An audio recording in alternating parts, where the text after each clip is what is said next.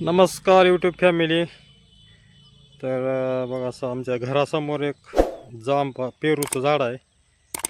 झाडाला एक चिमणीने घरटं केलेलं आहे. तर आता ते 2-4 दिवसाखाली बघितलं होतं अंडे होते. आता ते पिल्लू झालं आहे एवढा बाकी तुम्हाला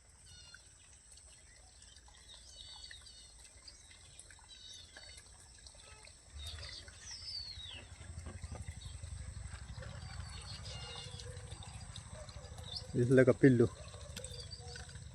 लहान पिल्लू आहे.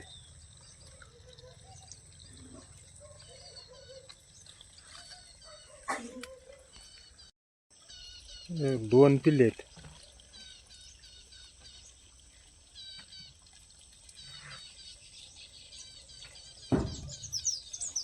चिमणी आली, वरडायला लागली इथं.